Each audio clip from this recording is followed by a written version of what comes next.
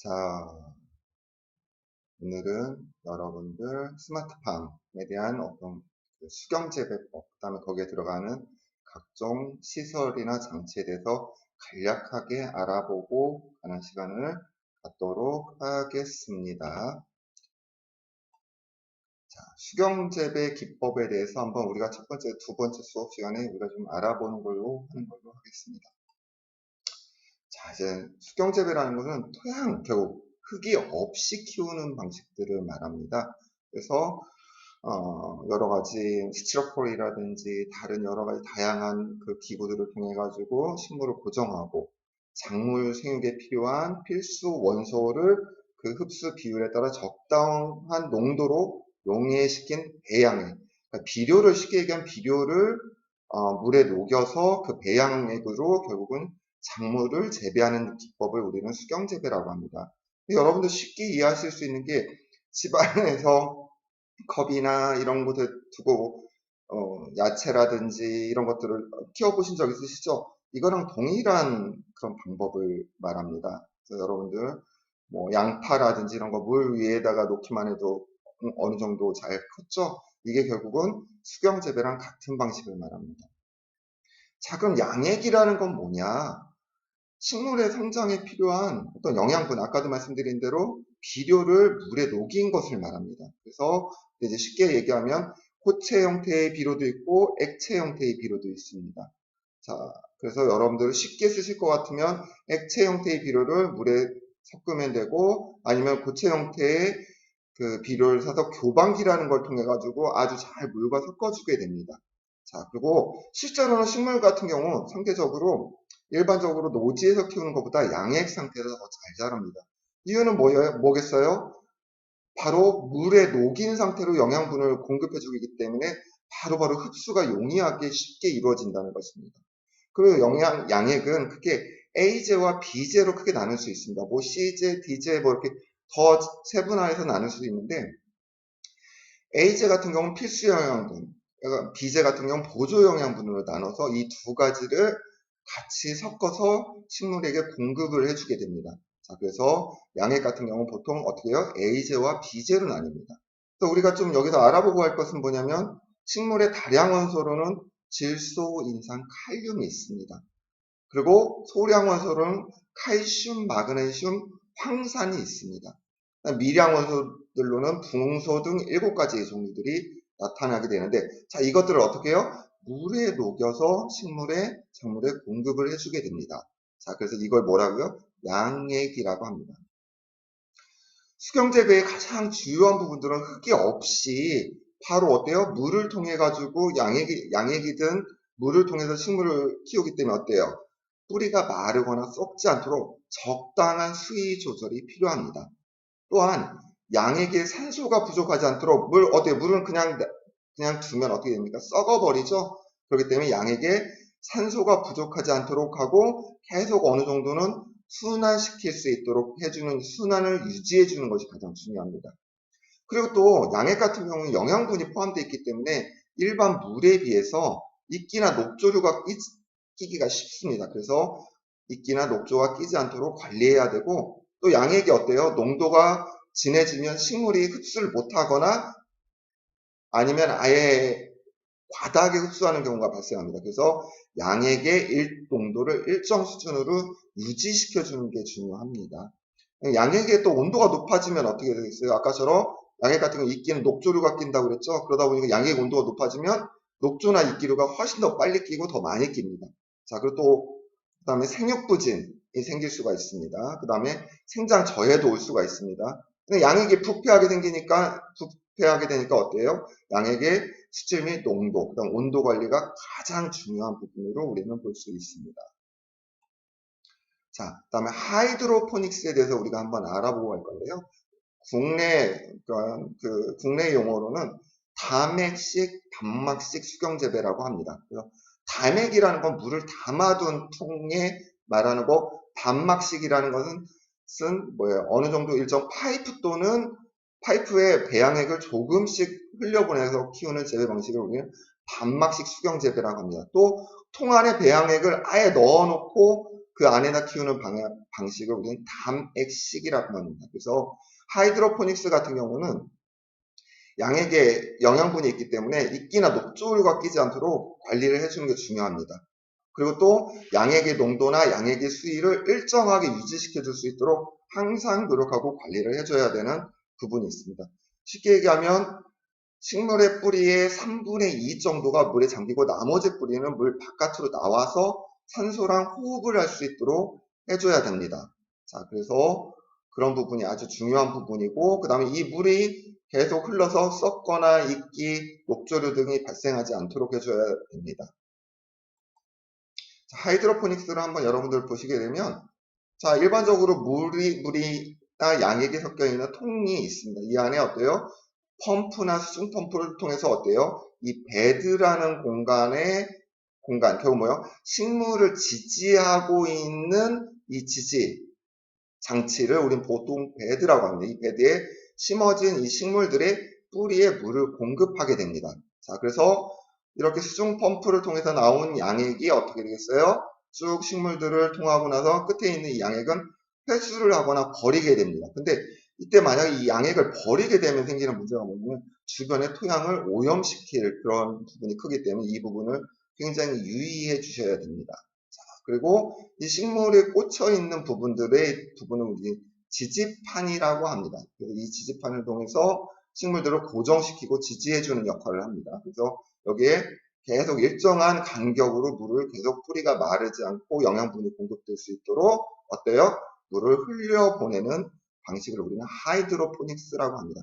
또한 여기 좀 추가적으로 어때요? 산소가 물 안에 있는 용존산소량이 적어질 수 있기 때문에 산소를 통해서 어때요? 물 안에 산소를 공급해주게 됩니다. 그리고 또 물을 일정 수준 내가 껐다 켰다 할 게 아니고 어느 정도는 이게 자동으로 움직여야 되기 때문에 보통 일반적으로 쉽게 여러분들이 구축하려면 타이머를 통해서 이 수중 펌프를 껐다 켰다 하면서 물을 공급시켜 줄 수가 있습니다. 이때 가장 중요한 게 아까도 말씀드렸듯이 양액의 농도가 중요하다고 그랬죠. 그때 양액의 농도, 결국 비료와 이런 영양소분이 물에 섞여 있는 농도의 정도, 이걸 우리가 용해도라고 볼 수 있는데 이 양액의 농도를 측정할 수 있는 게 EC라고 하고 이 EC 측정기가 있습니다. 그리고 이 각각의 식물에 맞는 적당한 EC 값들이 주어지게 됩니다. 여러분들 아마 인터넷에 찾아보시면 보실 수가 있겠는데 이 EC의 농도를 맞춰줘야 됩니다. 그 다음에 뭐 어때요?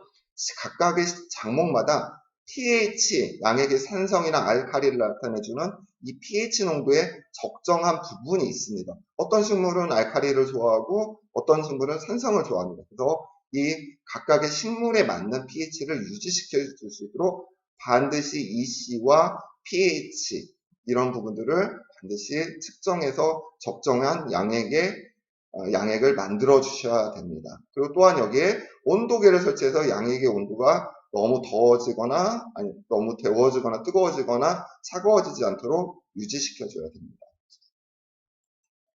자, 에어로포닉스라고 하는 것은 아까 하이드로포닉스랑 방식은 다 똑같은데요. 뭐냐면 바로 식물의 뿌리에 노즐, 미스트 노즐, 그러니까 안개 분사나 물이 분사되는 것들을 통해 가지고 양액을 공급해 주는 방식을 말합니다. 보통 국내 용어로는 분무경 수경 재배라고 합니다. 여러분들 뭐 스프링클러 있으시죠? 스프링클러. 어떻게 물이 이렇게 분사되죠? 쭉 안개 모양처럼. 자, 그렇듯이 이 베드통 안에서 이 미스트, 물을 이렇게 뿌리에 직접 뿌려주는 방식을 우리는 분무경 수경 재배 방식을 합니다. 그래서 일정 간격을 두고 뿌리에 양액을 좀 공급을 해주고 공급해주는 방식을 말하는데 이게 이제 분무경 같은 경우에 충분한 산소 공급으로 생장이 다른 방식보다 훨씬 빠릅니다. 그리고 이 물이 뿌리에 뿌려지고 나면 다 어떻겠습니까? 물이 밑으로 떨어지겠죠. 그러고 나면 이 뿌리에 별다른 물이 적셔져 있지 않기 때문에 해충 같은 경우 살 수가 없고, 그 다음에 이 물이 이 안에 어느 정도 고여있는 정도가 많지 않기 때문에 어떻게 무게가 낮겠죠. 그러니까 적층을 해서 여러 몇 단계로 높이 쌓일 수 있게끔 하는 우리 이제 적층이 훨씬 더 용이해지게 됩니다.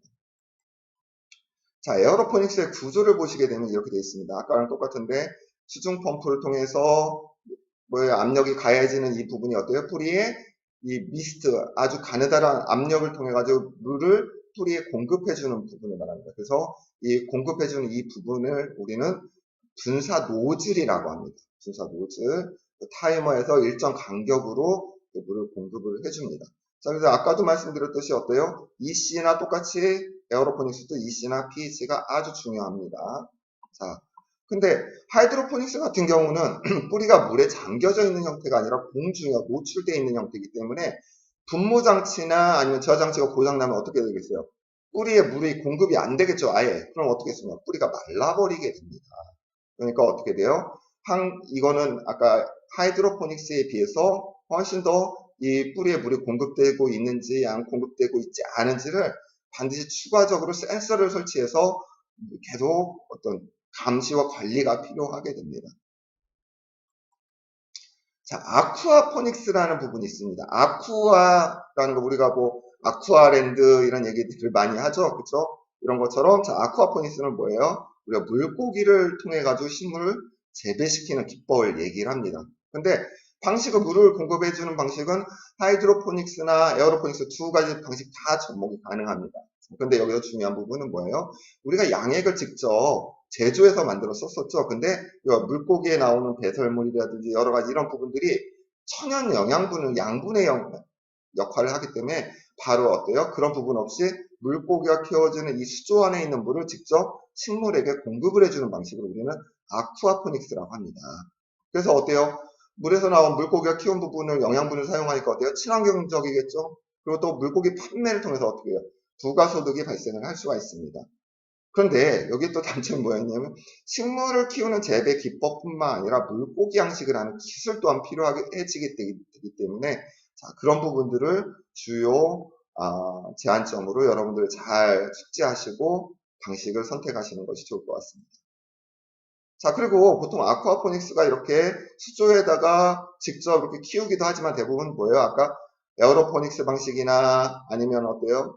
그 하이드로포닉스 방식을 통해서 물고기 수조 안에 있는 이 영양분을 직접 식물에 공급해주는 방식의 어떤 시스템들을 많이 씁니다.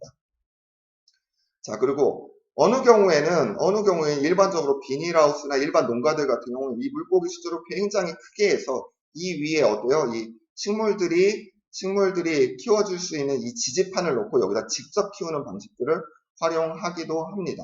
자, 그래서 아까도 말씀드렸듯이 물고기 양식 기술이 좀 필요하고 또 물고기도 어때요? 잘 커줄 수 있으면 수온 저절이 필요하겠죠. 그래서 여러분들 어때요? 뭐 횟집이나 이런 데 가면 뭐예요? 어항에 우리가 그것도 집에서 여러분들 어때요? 물고기 키우거나 이럴 때 어떤 부분들이 있어요? 온도를 적당하게 유지시킬 수 있도록 뭘 해줘야 되겠어요? 산소 공급도 해줘야 되고 여러분들 댁에 계신 부분도 온도 조절도 해줘야죠. 그렇듯이 수온 조절 장치가 필요하고 또 물고기 사료들을 어떤 걸 줘야 될지 이런 부분에 대한 부분도 학습이 필요하십니다. 또한 수조에 어느 정도 수질이 유지될 수 있도록 지속적으로 수질 관리가 필요하겠습니다. 자, 여러분들 지금 하신 부분을 총 정리해보면 자, 이렇게 나눠볼 수 있습니다. 자, 하이드로포닉스와 에어로포닉스는 어때요? 아까 물과 비료를 녹인 영양분이 들어있는 양액을 어때요? 양액 탱크라는 부분이 들어있습니다. 이걸 통해서 펌프를 통해서 에어로포닉스가 됐던 하이드로포닉스가 됐던 이 방식을 통해서 물을 공급을 해줍니다. 이 물은 어때요? 다시 회수관을 통해서 다시 양액 탱크로 회수가 됩니다. 이때 조금 더 좋은 기법, 좀 높은 기술의 기법을 할 때는 이 뭐요? 회수된 이 물을 수질을 관리하기 위해서 어때요? 필터를 해주고 수질 관리를 해줘야 됩니다. 자, 그렇게 되면 어때요? 다시 또 이 물을 쓰기 때문에 어때요? 계속 이 안에 있는 물의 양이 크게 줄지 않기 때문에 어때요? 물을 최소한으로 들이면서 여러분들이 하이드로포닉스나 에어로포닉스 방식으로 여러분들이 작물을 키울 수 있습니다. 자, 그럼 아쿠아포닉스는 뭐냐?